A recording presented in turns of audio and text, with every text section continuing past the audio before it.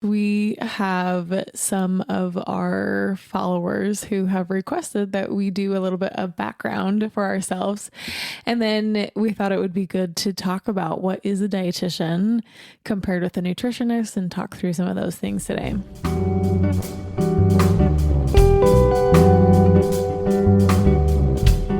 Welcome to the Komplete Nutrition podcast. The podcast where we break free from the dieting cycle and explore sustainable, realistic ways to improve your health. I'm Kylie, a registered dietitian with over 10 years of experience. And I'm Spencer, and I've been eating food my entire life. And I happen to be a nurse. Each week, we dive into the science, psychology, and strategies behind mindful eating and sustainable change. Whether you're here to transform your relationship with food, learn how to make lasting lifestyle changes, or are simply curious about what true health looks like, you're in the right place. We'd invite you to subscribe and tag along if you'd like to stop dieting and start living.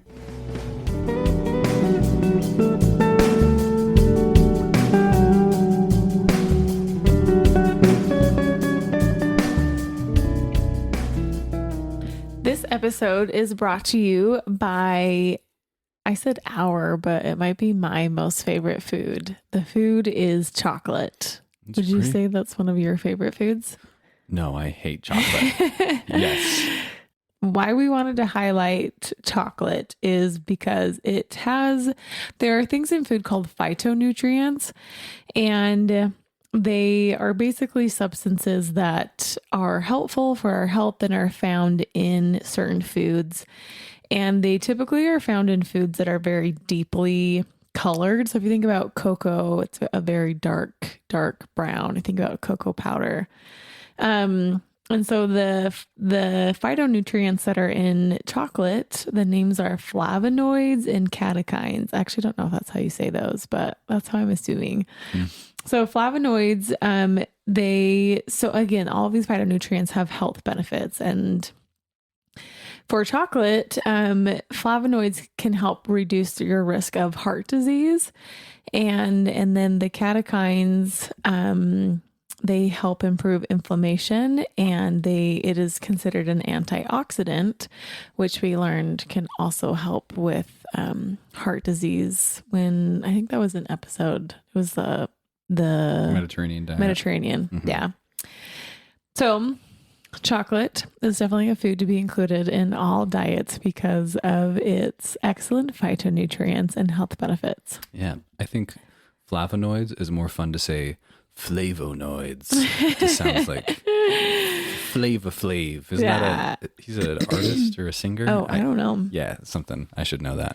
Yeah, it's considered a prebiotic. So it's because of so it comes from cacao, and it has certain types of fiber that's really good for our gut. And so there definitely can be a place for chocolate in all of our diets. Yeah, is it especially dark chocolate? Well, does it have more of the especially dark because it has a higher concentration? If you think about the percentages for dark chocolate, 60 to 70%. So that's just what it means. That doesn't mean you have to eat 100% dark chocolate to be healthy. Dark chocolate. Yeah, I definitely have. I have had some clients who struggle with eating disorders that will only eat 90% dark chocolate. That's not what we're saying. Oof. But chocolate in general is going to have some of these phytonutrients in it that are going to be helpful and are good to include. So if you feel guilty about eating chocolate, here's your excuse to eat more of it. Phytonutrients, and now you know why, because I've always heard that dark chocolate's good for you, but I didn't really know why. Yeah. Yep. Cool. That's fun. So today we're going to do a little bit of an introduction for ourselves. We have some of our followers who have requested that we do a little bit of background for ourselves. And then we thought it would be good to talk about what is a dietitian compared with a nutritionist and talk through some of those things today. Mm-hmm. So today the podcast is going to be about us, because we love talking about ourselves. So we are Kylie and Spencer. And a little bit of background for us. We were set up many years ago by my former boss, who was Spencer's aunt. And I couldn't say no because it was my boss, and we I became. didn't say no because my aunt. She'd 'Cause it set was me your up aunt. before, so I was not super. So you had low expectations. I guess. I had low guess. That sounds expectations terrible. too. We had low expectations, and we were pleasantly For surprised. various reasons. And yeah, we were very pleasantly surprised, and we became friends, and the rest is history. So here we are. Hello. And I guess we should say we are married, and Spencer's so happy he's married to a dietitian, right? Yes. You better Yes. say yes. And so I guess I have some questions for you first. You are always asking me questions. Okay. Ask away. So Spencer's a nurse, and why did you want to become a nurse? A good question. And people ask me that, and I feel like my answer varies. I think the real reason, though, is because I find it very valuable to be able to know how to help those who may be injured or sick when they are in times of need. Be it like, like trauma or just feeling sick. I think it's just a very valuable skill. And I definitely have plenty to learn. I'm still in school, actually. I'm doing more school. And I have so much to learn. But I think it's such a valuable skill. It is a valuable skill. Yeah, so that's the biggest reason. I mean, my mom was a nurse, and that I'm sure had a big influence on me. My dad got sick, and that was probably a big influence as well, because I wanted to know how to, I don't know, do what I could to help. Yeah. So yeah, and then we're in the outdoors a lot, and that's like a big driving factor as well. Like I want to know how to. I do feel safer. I always feel like if I fall and amputate my arm or something, Spencer is a I'll do person some to quick have field around. surgery. Just reattach that arm. For those of you who don't know me, I am very accident prone and have had several precarious injuries in the wilderness, but I am Yes, in you one have. piece, and all of my teeth and bones are almost all intact. She has all of her teeth. Just noted, but she almost didn't have all of her teeth. Anyway, Well, so, yeah. so tell us, where are you currently working? I work in the main city of Utah, Salt Lake City, and I work. It's a nursing facility. If anybody knows what that is, what that means. Would you? Is it a skilled nursing or is it a rehab? It is a rehab, and then it has like skilled nursing sides. But I typically work in the like people that are long-term tracheostomy, units. So these are people that can't breathe on their own, right? Yeah. And they're there for long term. So usually there for like several months. It's like a step down from the hospital, yes. right? Like people that have had like, a lot of them have had like traumatic brain injuries, or some of them, there's various reasons, but that's the biggest reason. And then they just can't breathe on their own. So they have to have a ventilator to help them breathe, which is pretty sad. But yeah, that's where I work right now. And like I said, I'm still in school, so I'm sure that my working locations will change, but it's been a good job. It's definitely taught me a lot. Yeah. Yeah. What do you like about being a nurse? I like that I think my favorite thing is that I can change where I work so much. It's a very diverse field. It is. Like I could be a medical coder if I wanted to be. Oh, like really? With no training? Totally. I don't know about that, but but like with a nursing background, like yeah. And I don't know, I think there's like an endless field of possibilities for nursing. I could be floor nursing, I could be in management, I could do online nursing jobs. Yeah. I can do a lot. So I think the flexibility of it is fantastic. So for those of you that are considering it, just know that you don't have to be a floor nurse if that like doesn't appeal to you, I guess. Yeah. But there's a million options. And nice to have options for like 12-hour shifts versus 8-hour shifts. Yeah. Not a lot of jobs offer those. You can which be is nice. a research nurse if you're into researching things, which I think sounds pretty cool. Yeah. But anyway, there's a million options. What do you feel like is the most challenging thing about being a nurse? Depends on the day, but I'd say one of the most challenging things for me, at least that I've experienced so far, is when I see, like for instance, on the long-term trach unit, family members that are mourning their loved ones that have had That's a really traumatic brain injury hard. and now are in a comatose state and breathing with a ventilator. It's really, it like I can't even talk because I'm not the one who has the family member there. So my sorrow means nothing, but like, Yeah. it's still really, Like seeing heart-wrenching it is, situations. it is heart-wrenching. It's Yeah. honestly pretty depressing sometimes. And I feel like you have to, be able to separate yourself, but not be, I don't know. It's just So cold or distant. Yeah. because like you still want to be feeling, but boy, sometimes it's hard to Sounds really feel hard. what everybody else is feeling and like see what people are feeling. Like it's pretty, I'd say that's one of the hardest things for sure. Yeah. Yep. I'm sure you're so good. I don't know. Spencer is one of the nicest people I know. And I have met so many nurses that have terrible bedside manners, dare I say it.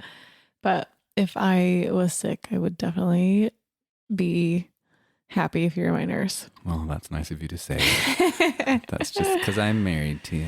Well, even if not. But yeah. So my turn, Kylie. Why do you want to become a dietitian, or why did you want to become a dietitian? Yeah, I think, and this is truly like the basis. I think there's a lot of reasons of why I wanted to become a dietitian, but ultimately, I think the biggest reason is because I adore food. I love eating, and I knew I wanted to help people and then combine it with food, and then you get a dietitian. So I think first and foremost is because I love food and I love learning about nutrition, and I find like nutritional biochemistry super interesting. Like all the things that we talk about are intros of the different micronutrients and what they do. I think that's so incredibly intriguing. And cool to understand what the food actually does in our body and how it works metabolically is super cool to understand. It is fun. I love when you talk about that kind of thing, and just, I don't know, it's really fun to talk to you about it because I can tell obviously you're very knowledgeable and passionate about it. So it is fun to It's just to as learn interesting. about. It's It just is. interesting, and it's nice to know the background. So first and foremost, I love food. And then I probably other reasons, I have a lot of medical conditions in my family. So that have required or has made an impact on nutrition. So my mom has a condition called Meniere's disease, and she had to reduce her sodium. It's a disease of the inner ear, which I don't know if you knew that. Did you know that about her? Yeah, you've told me that before. Oh, yes. okay. Yeah. It's I don't think about it super often. But okay. yeah. Anyway, so that was a big impact, and nutrition was, I mean, we totally changed all of our nutrition after she found out that diagnosis. And then I have a lot of GI disorders in my family. There's Crohn's and colitis and IBS, and nutrition plays a role in a lot of those. And so seeing how nutrition impacted my family, and yeah, just wanted to be able to help other people get to a place where that they can improve their health through food, but also find as much liberation in food within their medical conditions. And to be able to enjoy food yeah, again. yeah. And I think when I first took my nutrition 101 class, and I was expecting food rules, and we kind of talked about this in previous episodes, but learning that it's okay to like food, it's okay that all foods fit, and that food is so much more than fuel. It's emotion and tradition and family and culture. It's, I mean, obviously deeply ingrained into who we are as humans. I mean, we have to eat it 3 times a day, at least. We get to. Yeah. So I would say those are probably the biggest reasons why I became a dietitian, and I have never looked back. Love it. Very good reason. Kylie loves food. Where do you currently work as a dietitian? So currently I'm actually in 2 positions. So I have always worked in a hospital setting, and so currently I'm still at the hospital, and I work in a smaller hospital, and I cover the ICU and medical surgical floors, and also the NICU. And then I also do outpatient visits as well. And then I have my own private practice and I see clients one-on-one there as well, which I would say I love it all. But I think I prefer the one-on-one in the outpatient setting. Our appointments are usually 45 minutes to an hour, and I have clients that I've been working with for years and have just developed really close connections with. And it's really fulfilling just to be part of people's lives and to see how nutrition can impact and see them make sustainable changes. So I think that's where my heart definitely lies with the one-on-one visits. A little bit more involved than just going into a hospital room and telling somebody to take their diabetes medications and then never seeing them again. Yeah, which I still like that, but I think I definitely have been sworn at, and one time I went to they're in harder places usually. Yeah, they're not feeling good and nobody wants to see a dietitian. I think the worst that's ever happened to me, I went to go do a gluten-free education and the patient was distraught for some other reasons, but it kind of took out on me, and she threw, I have a whole stack of handouts to give to people and she threw them at me. So inpatient's hard. A little hard, and people are sick and not feeling well. So I don't blame them. But yes. Well, and Kylie has lots of experience working where she is. She is a smart lady. What do you like about being a dietitian besides having pamphlets thrown at you? That's my number one favorite thing. I think my most favorite thing is, honestly, I feel like I love getting people who have been diagnosed with certain conditions and having them be really nervous or really frustrated or feel like their view of what they can and can't eat is super narrow. And I love talking to them and educating and helping expand their views and really teaching them the foundations of nutrition and helping people find food liberation within the lens of their nutrition recommendations for their specific conditions. And yeah, I just think it's really awesome to see people heal their bodies and also heal relationships with themselves and with food, and get to a place where food is no longer the enemy and they feel empowered with just nutrition education. So so that's exciting. And then it's also exciting to see my clients achieve their A1C goals or cholesterol goals, or to improve GI conditions. It's just nice. I don't know. I think it's very gratifying to see people's lives completely change through changing their nutrition. It's such a big part in our daily lives. Kylie has had some really awesome, reviews from people that she's told me about that are just feeling really terrible and just so sick. And then they do what she says or take her recommendations, and they sometimes pretty quickly feel really good. And just to have been in the place they were and not know what to do and stuck for months, and then just suddenly you're fixed. I don't know. Yeah, it sounds really, it's satisfying from an outside perspective to see those people be helped. So it's pretty cool. I mean, nutrition makes a big role, and when you totally see that in play when people figure that out and are able to get the correct information for their specific condition. Yeah, that's really cool. It's cool. What's the hardest part about being a dietitian, though? What is the hardest part about being a dietitian? I would say the hardest part about being a dietitian, well, I don't know about hardest, but a hard thing is, I would say maybe first and foremost is I get people who are we call it the pre-contemplation stage of change. There's different stages of change that people can be in.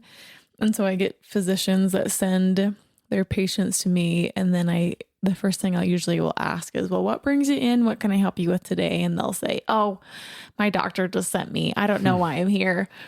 and so you can you already have this wall or this barrier, and they don't really want to listen to you. They don't really care.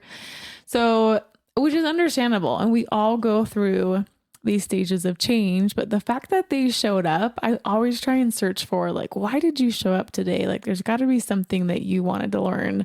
The fact that, because you could have not shown up today and just no showed. So that type of a mindset is hard to work with. And then I also think it's hard when people are so focused on the diet mentality, regardless of what we talk about and regardless of trying to heal people's relationship with food. Sometimes people can't get over the need and the want for rules and restrictions and are always doing like the next cleanse. And sometimes that process can take a longer time to help people work through and to understand and to realize. So that's probably hard too. It doesn't hurt. Yeah. Changing people's mentality is what sounds hard. Well, what do you feel like for you? What is it like having Spencer's now lived with a dietitian, I don't know, for 4 or 5 years? Like, have you changed my mentality? Yeah. Well, I don't, it's funny too, because I feel like especially your family, or people who don't know me, will say things like, I wondered what you would bring to the family get together when I bring like a dessert or something, or people will get really nervous about me coming over for dinner because I'm a dietitian and think like I'm judging what they're going to make. So I guess, yeah. How for you, how has it been living with a dietitian? I'd say that I definitely eat better. I eat a lot more whole foods than I did before, for sure. Yeah. And I think I have, not that I had a bad relationship with food, but I have a better relationship with food. Like, because even as a guy, I would still sometimes think like, oh, I can't eat this because this is unhealthy, or I have to, watch what I'm eating, because you never know. One day maybe it'll start to affect me negatively. I don't know. So you feel like your relationship with food is better? Yeah, I'd say that my relationship with food is better. I eat better. I have a better eating habit, dietary pattern, as we've talked about. I have a better dietary pattern. I eat more consistently than I did before. That's true. Sure. That's true. Yeah, I did not eat very well sometimes. And I have a lot more fiber in my diet, which has a lot of great benefits. We love fiber in this family. Yeah, that's definitely changed. What would you, let's say like 10 or 15 years ago, had you known that you were going to move in with a dietitian, what would you have expected? Just eating lots of salads, honestly. Just the stereotype, like, oh, I'm never going to eat anything sweet or treats again. It's going to be salads and spinach the rest of my life. And I think that's what people expect. And we wanted to talk about like the difference. What is a dietitian versus a nutritionist? I think when people come and meet me, they anticipate that I'm going to be this food Nazi and be super strict and tell them, okay, you can never have this food, and this food is terrible, this food is junk. And I actually really like that when people tell me like, I was really hesitant to come to this visit, but I actually want to keep meeting with you. I'm always like, yes. And I do think that is like a general stigma around dietitians, that we're all like these crazy people. But let's talk about what is a dietitian versus a nutritionist. I would say the nutritionist is an umbrella term, and maybe there's no standards or qualifications. Anyone can call themselves a nutritionist. And in school, like we had other majors. There was a nutritional science degree, like public health promotion degree. And I would say all of those people are nutritionists. And there's also like courses you can take to become a quote unquote nutritionist as well. Right. Lots of different online courses that you pay money and then you can get a certificate and be considered a nutritionist. And, so again, nutritionist is some umbrella term. We're all nutritionists. And then dietitian, where that is different, is we all undergo the same education that's accredited at a national level. And so these programs, we all are learning the same things across the nation, and we all have to take the same exam at the very end, our boards, and we all have to do these clinical rotations. So I did a year of different rotations in different areas of study for dietetics.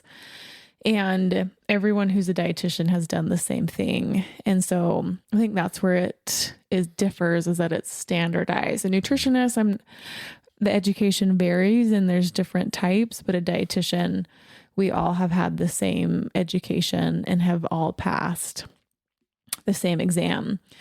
And it's interesting too, not to say anything against nutritionists. I have so many amazing people who I know and friends who are nutritionists and do fabulous jobs.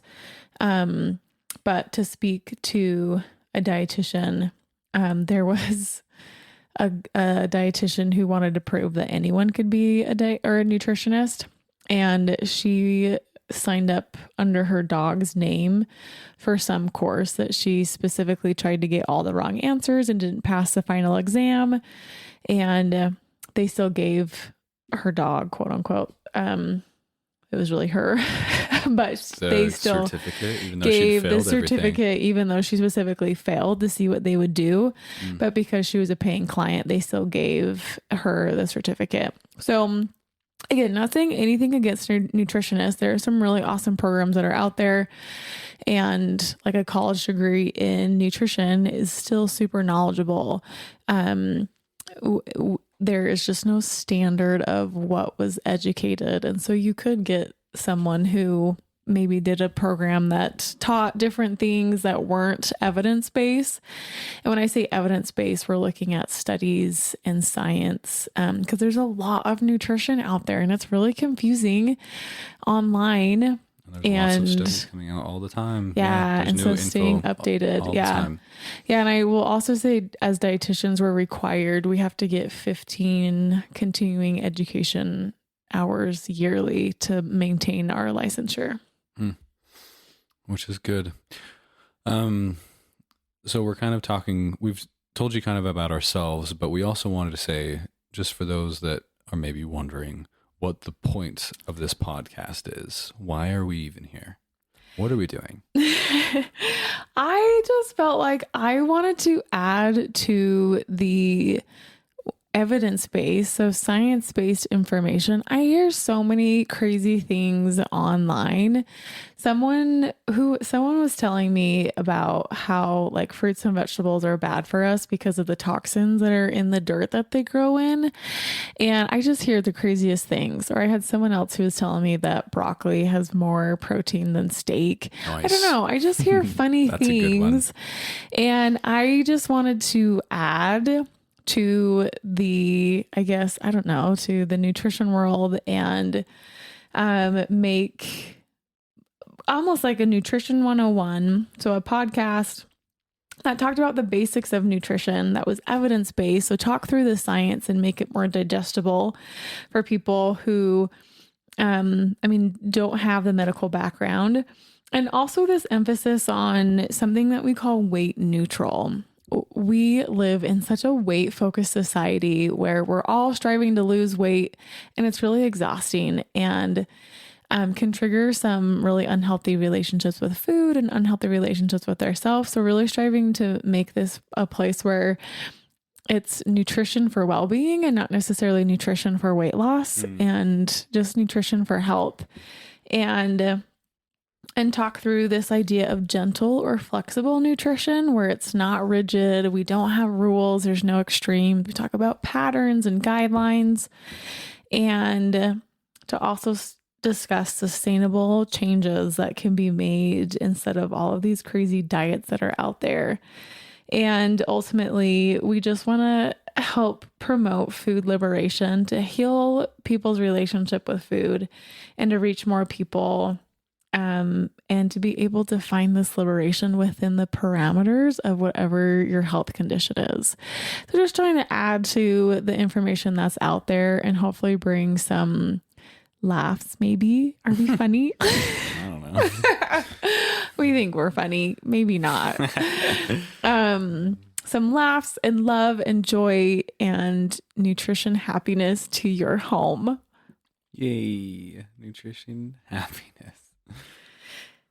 That's all. That is why we're here. And this is us. Folks. Yeah, this is us. And we are super appreciate all of our listeners, and we're excited to be here. This is our 10th episode, and we're excited to keep producing more. And if you ever have comments of what you would want to hear or want to listen to, shoot us an email. And I think I also set up texting. We're still figuring out how all this works, to be honest. TBH. So I set up texting, so I think you can text us now. Oh, I don't know. I think it's supposed maybe to go we to my should figure phone. this out before we say that. I'm pretty sure. Yes. How can you text us? Through the website. How? I set up texting. To Buzzsprout or? Yes. And it goes to my phone. Oh, so they have to go to Buzzsprout. No, they can text my phone. Like they link. There's a link that says text me or something. On Buzzsprout though. On the podcast episodes. Oh. According to Buzzsprout. Okay. I haven't looked myself. So apparently you can text us. Mm-hmm. We haven't experimented with this, but if you have questions or comments or want us to speak or look up evidence or nutrition or science around certain subjects, we would love to meet the needs of our listeners. And so yeah, shoot us a text and we'll have to experiment it and see if we can get it to work.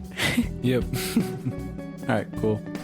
Thanks, y'all. We'll see you next week.